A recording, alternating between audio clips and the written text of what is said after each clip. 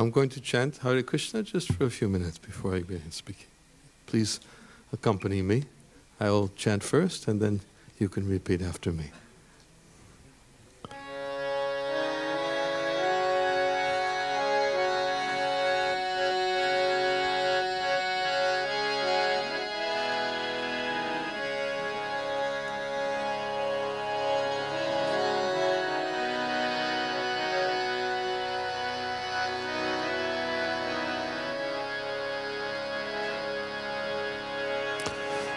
Hare Krishna,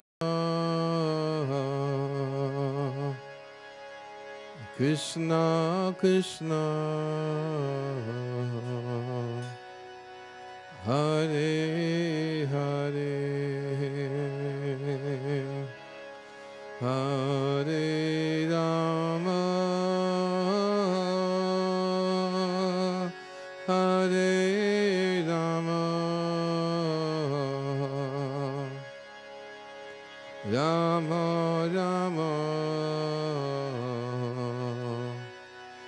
Hare Hare, Hare Krishna, Hare Krishna, Krishna Krishna, Hare Hare, Hare Rama, Hare Rama, Rama Rama, Hare Hare, Hare Krishna, Hare Krishna, Krishna Krishna, Hare Hare, Hare Rama, Hare Rama, Rama Rama, Hare Hare, Hare Krishna, Hare Krishna, Krishna Krishna, Hare Hare, Rama, Hare Rama, Rama Rama, Hare Hare, Hare Krishna,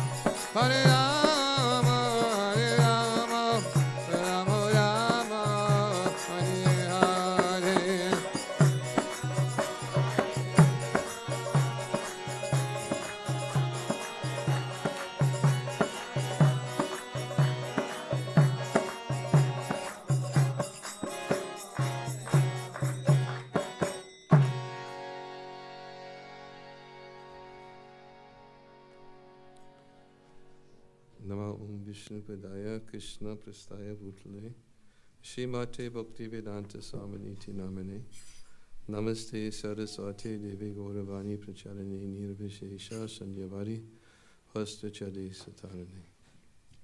Hare Krishna.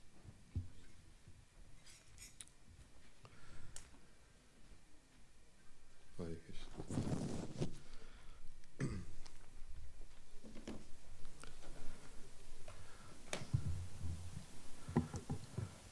So my name is Niranjana Swami, and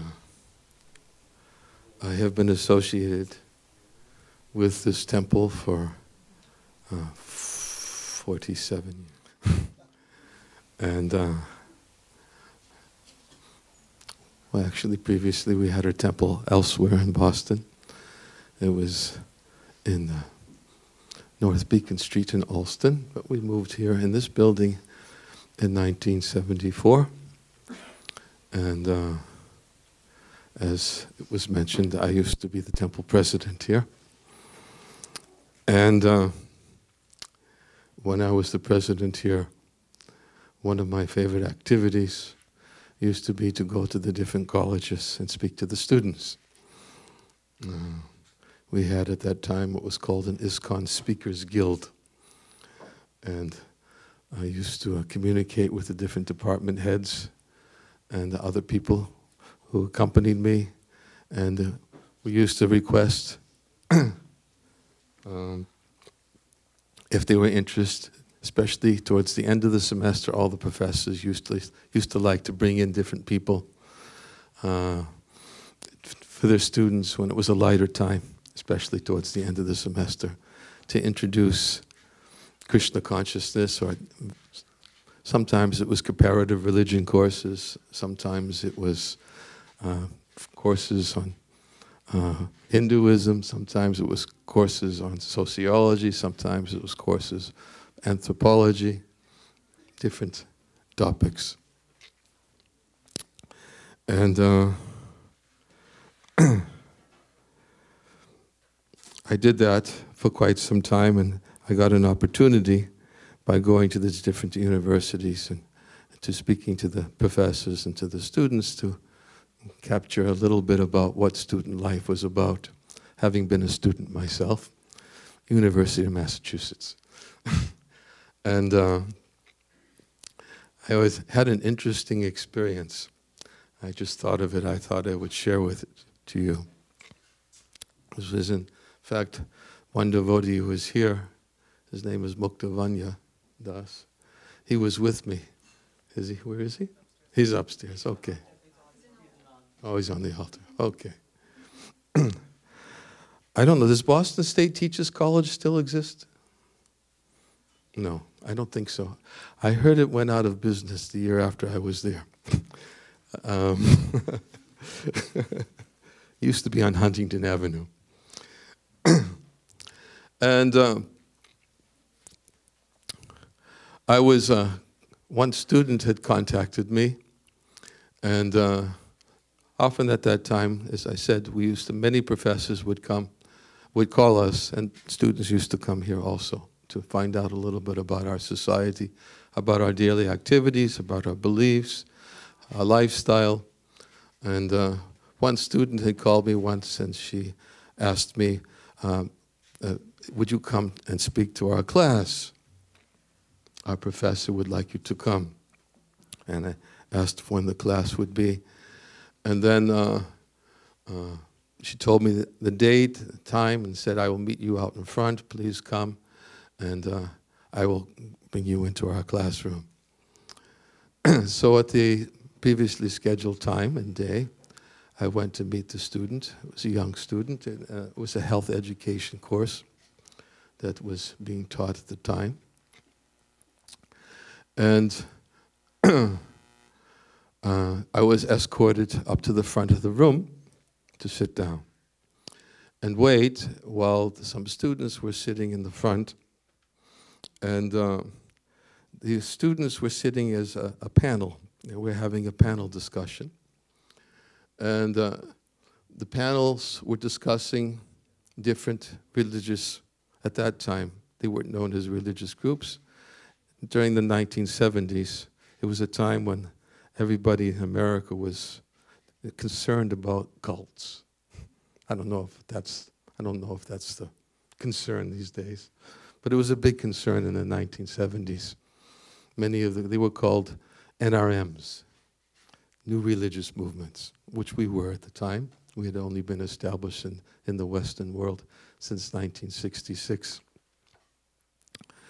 So I was told to please sit down, and I would be asked to come and speak in a little while. And then one by one, there was 4 desks with 2 students with each desk, and they were meant to present their results of their research, their findings that they had done extensively on the particular NRM, or New Religious Movement, which they were assigned to study. I don't remember what they were. I think one of them was the Unification Church. One of them was Church of Scientology. So I can't remember. And one of them was International Society for Krishna Consciousness, or the Hare Krishna Movement.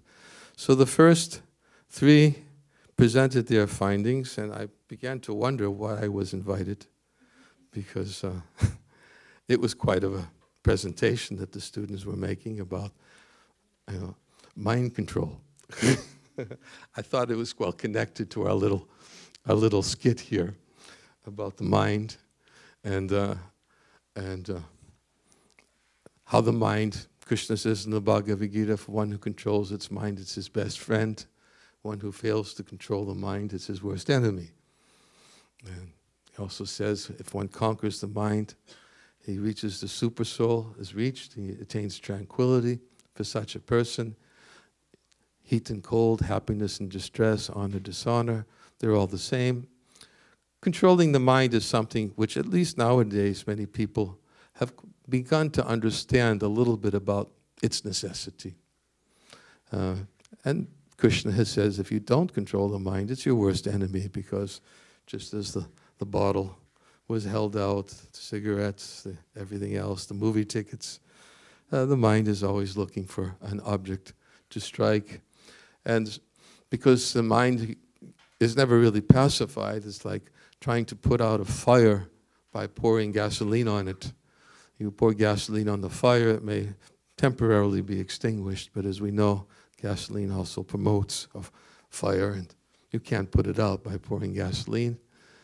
So anyways, at least there is some understanding in more modern society than from back then, that there's some advantage to learning how to control the mind to achieve peace. Krishna says in the Bhagavad Gita that if one is not connected to the Supreme, he can have neither a controlled mind nor steady intelligence, without which there's no possibility of peace. How can there be any happiness without peace? Anyways, back to this little, well, I don't know what to call it. I didn't know what to call it at the time. I thought it was a presentation that I was supposed to make, but began to realize as the fourth group began to speak and spoke about the mind control of the International Society for Krishna Consciousness, the things that we did, like rising early in the morning, chanting this mantra, and living what externally may appear to be like an ascetic life. And in many ways, people were convinced that we lived a life of deprivation, and we spent most of our time chewing our nails, in frustration. And because we had been indoctrinated to think that this activities that we were performing in Krishna consciousness was detrimental to one's physical and mental health, because it was a health education course. So after they presented their findings about the dangers of the Hare Krishna movement, the professor who was sitting in the back of the room said, will you please stand up now and answer the questions of the students? So I said, well, how can I answer the questions of the students, especially with the portrayal that was just made by these students? This is a little bit misleading. And he said, no, we didn't bring you here to speak. Just answer the questions. And I was a little feisty.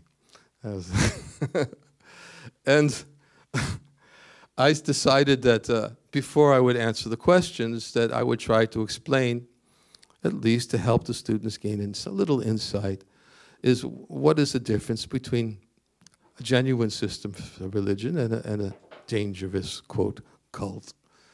And I thought that I had the right to do that before answering questions. So I began speaking, and the professor didn't want to hear me speak. And he said, no, he didn't say sit down, excuse me. He said, stop speaking. We don't want to hear from you. Just answer the questions.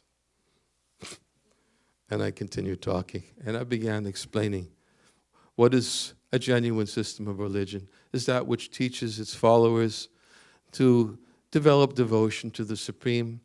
Any institution, religious institution, which teaches its followers the principle of love and how to love the Supreme, how to be connected to the Supreme, and how to display love for other living beings, and understanding the spiritual nature of all living. I tried to go into depth, and the professor was getting frustrated because I wasn't relenting. And finally he started screaming. And one student stood up and turned to the professor, who was sitting in the back of the room, and said, let him speak. Why don't you let him speak? Another student got up, and she slammed her fist against the desk and said, turned to the professor, said, let him talk. Why can't we hear? What are you trying to do? Brainwash us? And then another student got up. And before you know it, half the class was standing up in complete revolution against the professor, who they were convinced was leading a brainwashing session for all of them. And then I ended up, for the rest of the class, the professor had to slink down in his seat because the students were revolting. Had to slink down his seat, and he sat there and he had to listen to me complete my presentation for the next, whatever it was, 20, 25 minutes, establishing the benefits of controlling the mind and establishing the benefits of the lifestyle and practices of our Krishna consciousness movement. There was no time for questions at the end. Class was over. But by that time, all the students came up and took everyone was just taking books like anything. And then at the end of the class, when it was time for leave, I was walking out of the door, and the professor who taught the other students of the health education courses on the other side of the hall who listened to my presentation said, will you come tomorrow and speak to my students? So the next day I went and I spoke to the students again, and the same response was there.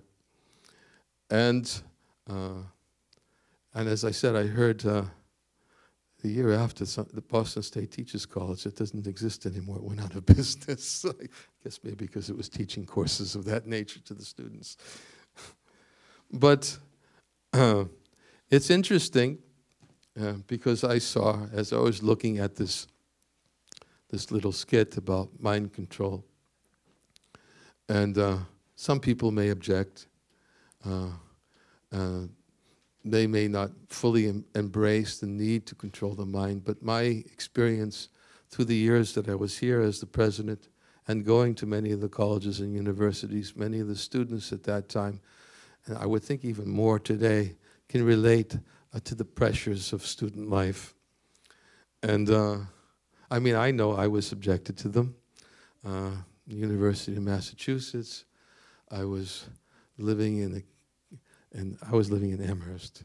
I was living in an experimental dormitory called Project 10. It doesn't exist anymore, but it was a co-educational dormitory.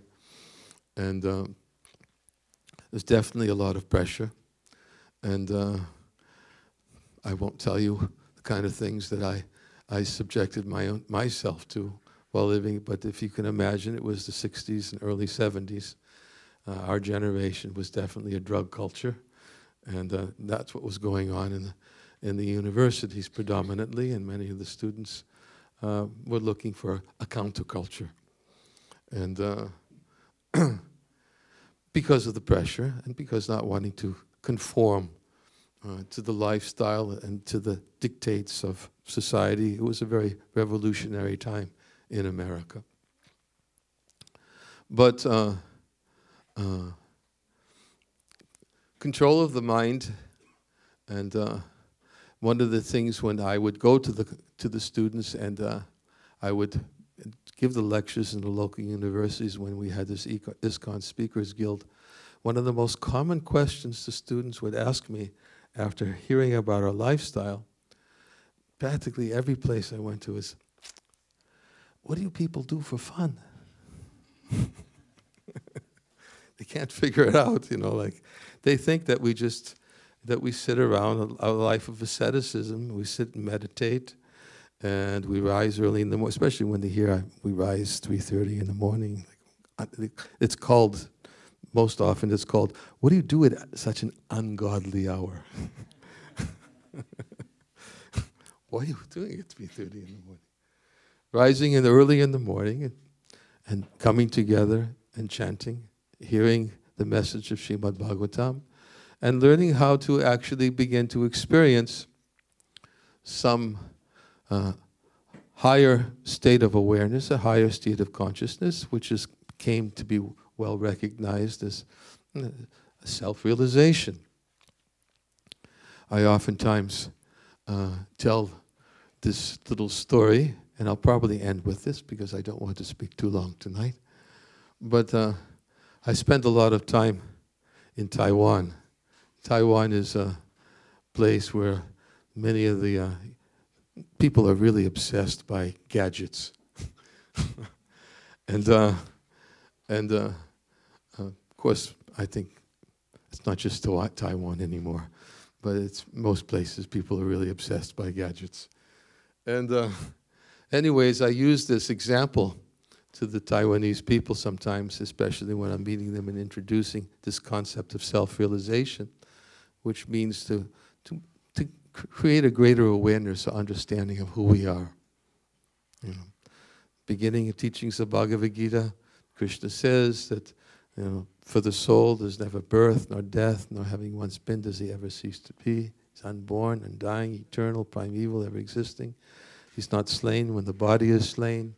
Krishna says, Dehi no smin yatha dehe komanam javaram jara, that the embodied soul continually passes in the body from boyhood to youth to old age. Similarly, the soul passes into another body at the time of death. Dhiras tatra namuyati, one who's dhira, one whose mind is dhira, self-satisfied. He's not bewildered by that change. This is the very ABCs, basics of Bhagavad Gita. All of you know these things. I mean, many of you know Parvati Shiva, you know Yashoda, Nanda, you know Lakshmi Narayan, you know Radha Krishna. But yes, these are the different incarnations, but they come to fulfill a particular purpose. And the particular purpose for which they appear in this world is to attract the living beings of this world to a higher state of consciousness, which is transcendental. So oftentimes I use the simple analogy, especially, as I said, in Taiwan. Then, of course, I don't know where iPhone is these days. What number are they at? 10, okay. So so I used to tell them things like, I have an iPhone 11, and I have an advanced version, and I'm going to give it out to somebody tonight. I want you to have it. And people, of course, are really, of course, as soon as iPhone 10 comes out, people want to know what it does, what the things it does. Of course, now it's what the XS. I guess that means excess. Is that what it? Or is the 10 is the excess? Something must be excess. I'm not talking about XS. I'm talking about EXCESS. But anyways, I say something like, I have an iPhone 11 and I want to give it to you. Or I say, if somebody wants to come forward and give you something, then and nobody else has it, then and it's a gift. And somebody says, here, take it, it's yours. Now, everybody knows what the iPhone 10 does, but what does the iPhone 11 do? It must do something that the iPhone 10 doesn't do. So immediately they want to find out what's the potential for the iPhone 11. Most people will go online, they'll go to the Apple Store, they'll go to the website, they'll get a manual, whatever it is. What does the iPhone 11 do that the iPhone 10 doesn't do? You want to use it to its full potential. It's natural. So I use this simple analogy also to help our listeners to understand. Similarly, the human form of life is a very valuable gift. An intelligent person should try to understand, okay, I have this gift. What is its full potential? Now, someone may say, if they have an iPhone 11, well, I'm going to use it to make phone calls. You could do that with an iPhone 2 or 3 or whatever it may be.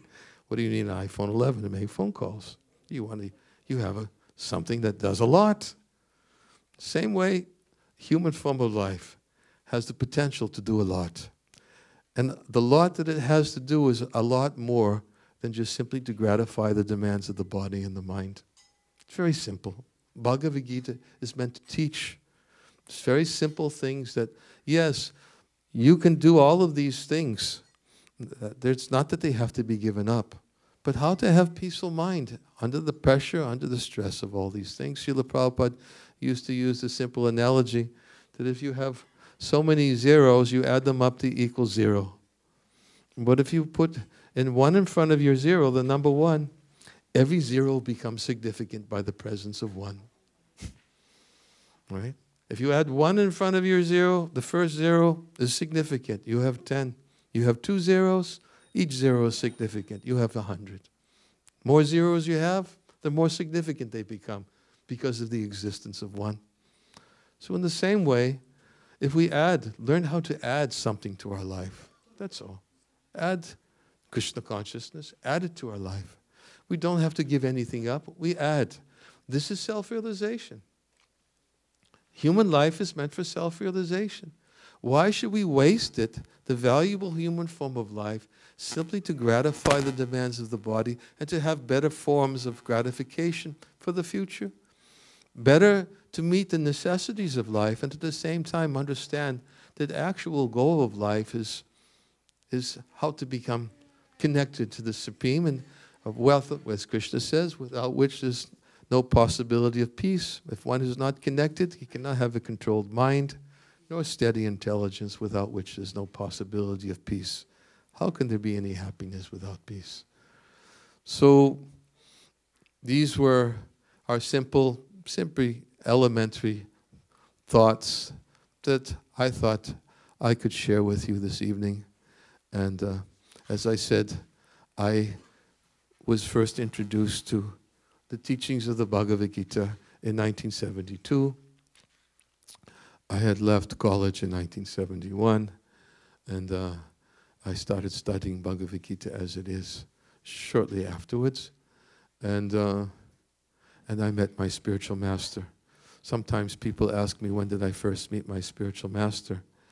And my usual answer is in 1972. And they say, where do you meet him? And I tell them I met him in a bookstore. And they say, what was he doing in his bookstore? And I say, he was sitting on a shelf. And some people can't understand. What was your spiritual master doing sitting on a shelf? And I try to explain to him that I met my spiritual master when I came in contact with Bhagavad Gita as it is, and began reading that book in 1972. And I can say that although this lifestyle that I adopted subsequent to coming in contact with my spiritual master, taking initiation from him in 1974, becoming his disciple, and subsequently, as it was said tonight, taking to the renounced order of life and traveling as I do worldwide, many of my desires were fulfilled. I always wanted to travel, and I can't tell you how much I travel now. But now, instead of traveling looking for something, I feel I have something to share. So every once in a while I come, and I'm always very happy to visit Boston, and especially to see all the students who I used to see regularly when I would here as the temple president in 1978 and 79, 80, 81, I can't remember those years. So please come, take advantage of this temple, take advantage of these events that we have, such as the event we had tonight, and have a good time, because it's satisfying to the self to remember actually there's more to life than simply smoking cigarettes, drinking, and taking intoxications and going to the movies. There is some happiness. When the students ask these questions, what do we do for happiness? We tell them, actually, there is a lot of happiness in all of this, but it takes time to experience it. The example is that if a person is afflicted with jaundice, he can't taste anything sweet. But sugar is the cure for jaundice. And the more one eats sugar, the more the sugar becomes sweet. So in the same way, The jaundice is compared to be avidya, ignorance. If we've been afflicted by the jaundice of avidya, then we cannot experience the sweet taste of the simple activities that we do in Krishna consciousness. But if we do them and take part of them, gradually we'll begin to see they're very satisfying to the self. And actually, when the self is satisfied, the mind becomes more peaceful, we become more effective and much more productive in our life. And actually, we begin to get a sense of what is real happiness. It's not just gratifying the senses. Try to use this body for its purpose, fulfill the actual purpose of life, and not simply waste it in us for sense gratification. Use the human form of life to its full potential and try to understand what its full potential is. Thank you very much for your time and for giving me this opportunity to be with you this evening. And I think now we're going to have other activities. And I think Vanamali Pandit is going to speak to you. Yes? I don't know as the coordinator. Oh. Okay, thank you. Hare Krishna.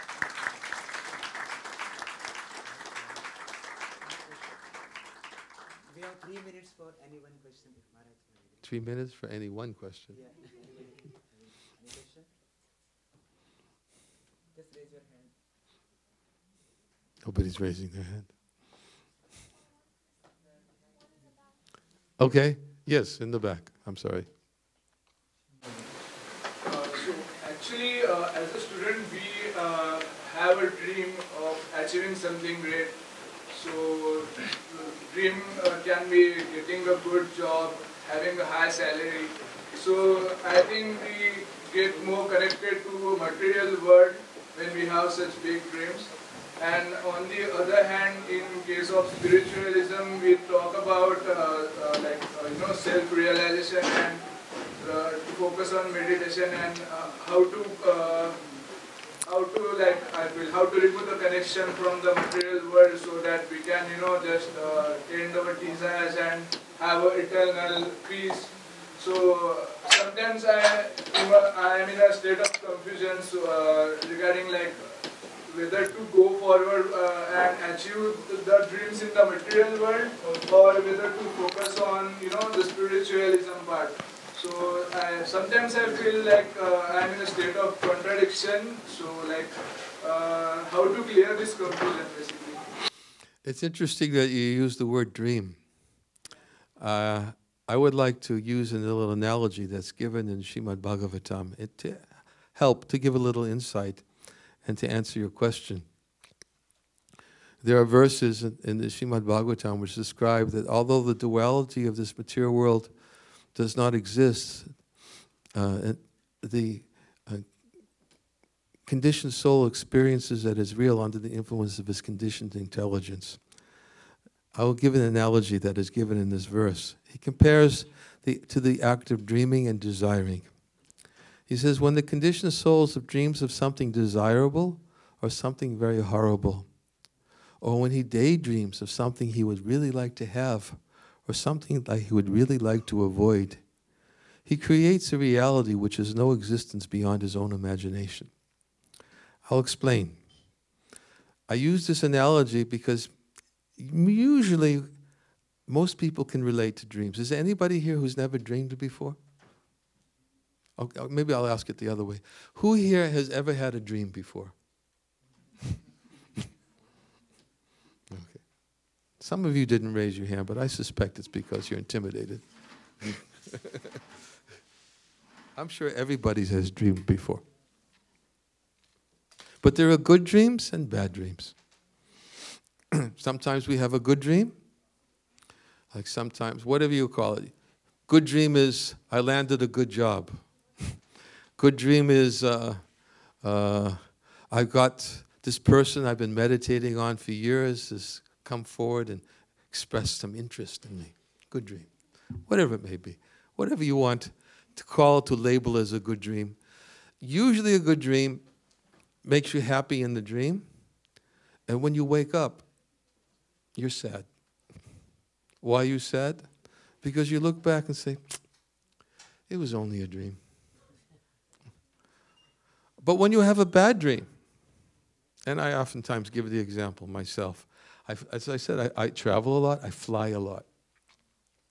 Sometimes I'll fall asleep in the plane, and I have this experience that the plane is dropping very quickly. I don't know why it happens. No, maybe something from a previous life, I don't know. But the plane is dropping very quickly, and I wake up, and I look around and see everybody's normal. And if you have a bad, or you're dreamy that you're being devoured by a tiger, and you wake up, generally when you wake up from a bad dream, you're happy. When you wake up from a good dream, you're sad. When you wake up from a bad dream, you're happy. But what is this happiness and distress connected to? It's not connected to reality. It's connected to a dream. But yet the happiness and distress is so real. So similarly, this is the night dream.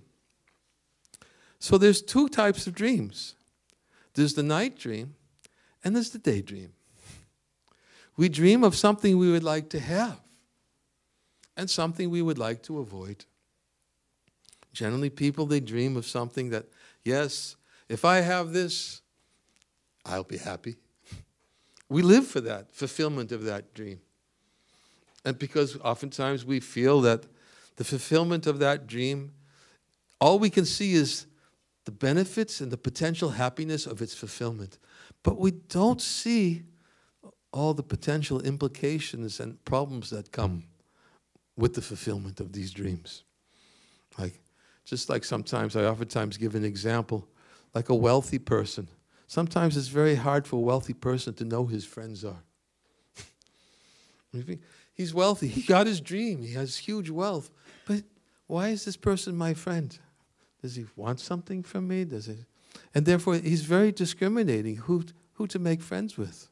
So he was so much thinking that the happiness he would get, the fulfillment of his dream, but when the dream is fulfilled, there's other complications there. The daydream that he would like to have fulfilled, or the things he would like to avoid. Everybody dreams of the things they like to avoid. So just as there's the night dream, and the happiness and distress which is connected to the night dream is not connected to the reality. The happiness and distress which is connected to the daydream. And therefore the verse goes on to explain that such persons who are in a state of duality, they actually, their reality has no existence beyond their own imagination. They create their reality, but it's simply their imagination. Happiness is more than just simply the fulfillment of these dreams or the avoiding of these dreams. There's more to that happiness. So you experience, as you said, you experience a little conflict, internal conflict, because generally people do. I mean, I definitely experienced it, internal conflict. I was thinking also, when I read Bhagavad Gita as it is, my first thought was, boy, this book really requires some steep commitment. And I said to myself, I'm not ready for this. I put it on the bookshelf and I tried to forget about it because I didn't feel like I'm not ready for such commitments. But again, my perception of reality changed a little bit because I could understand that there's more than just what these external perceptions are. I want to go deeper and try to understand more. But therefore, that conflict was there within me also. And I'm sure you'll find many people experience that internal conflict. But in Krishna consciousness, the conflict is there is because we don't yet know who we really are. We're still basing our whole lives on a conditioning of however many years that came previous to coming to that point of questioning. And what to speak of, as Krishna states in the Bhagavad Gita, not only previous years in this life, but the conditionings of previous life.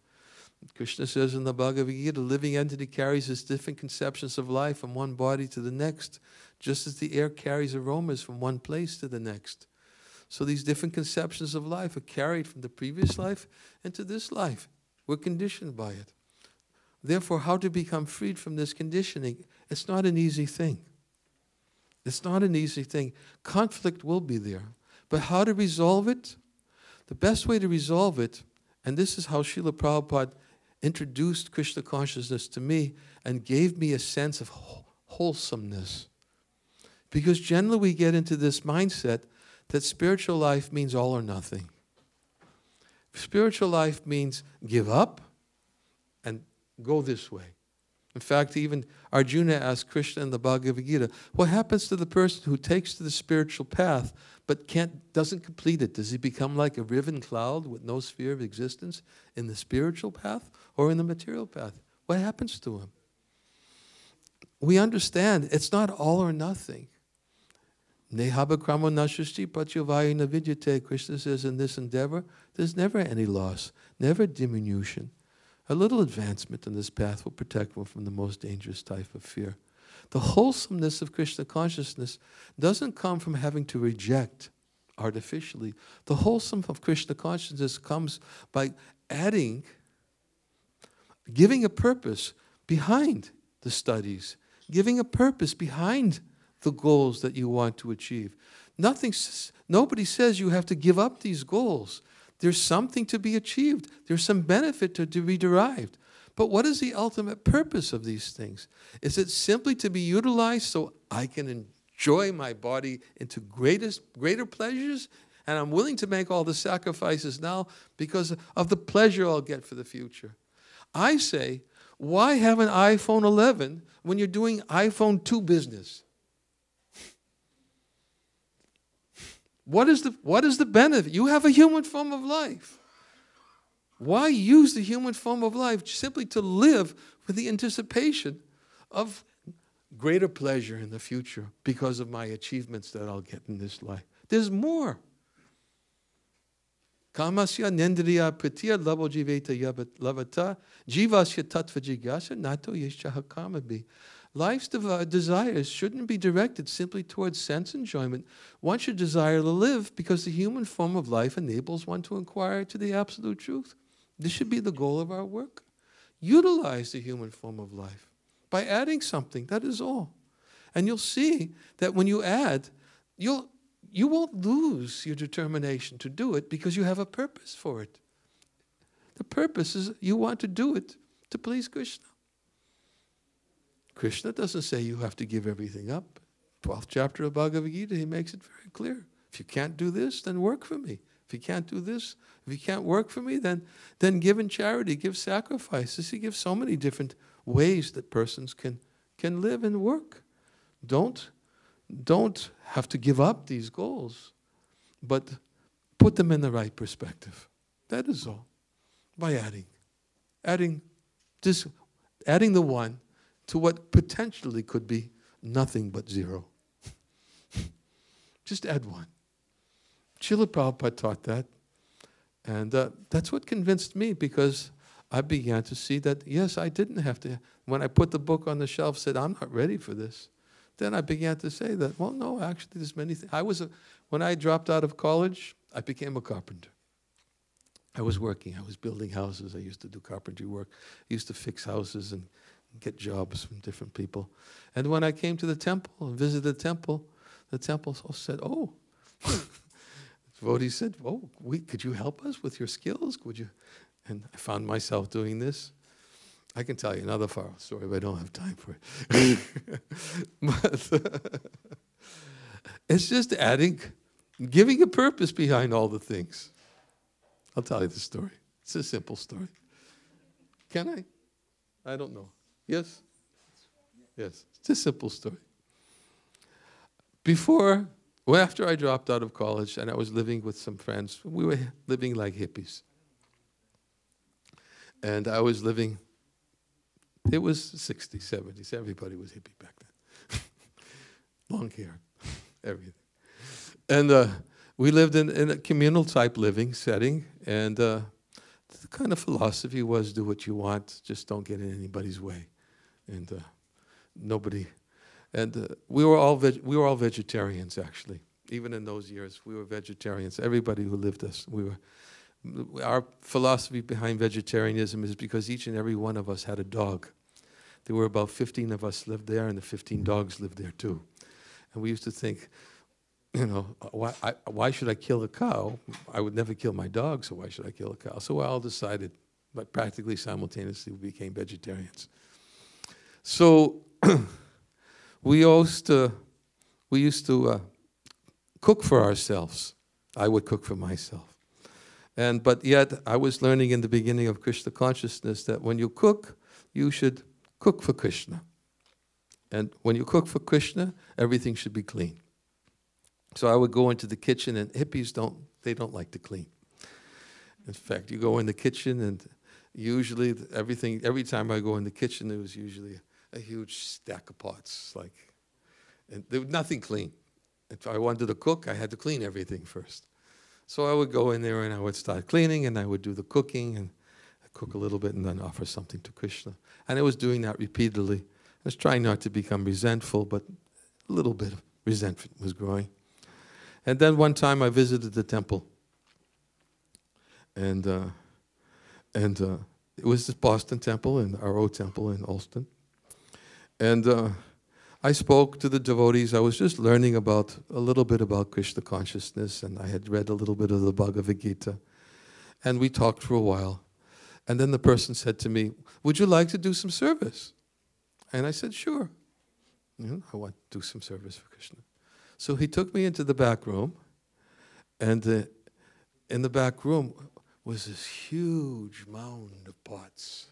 I mean, it made the mound of pots that I was cooking with my hippie friends look like, you know, just a few dirty dishes. There was a lot of dishes. He said, "Maybe you can clean the pots." And I was thinking, was Krishna playing a joke on me? I do this all the time. And I started to wash a few of the pots. And then one devotee came up to me. And he turned to me and he looked at me and he said, "When you clean Krishna's pots, you clean your heart." And I heard this, and I really tried to meditate on it. I was thinking, yes, these are not ordinary pots. These are Krishna's pots. And as soon as I began thinking that way, as soon as there was a purpose, that the purpose of washing these pots is because they were Krishna's pots, I became so enthusiastic and so enlivened. I felt so purified, spiritualized. Simply, I was doing the same thing that I was doing in the other place, and which I was resentful and throwing the dishes and the pots around. But now, just because of the consciousness, I was doing it for Krishna.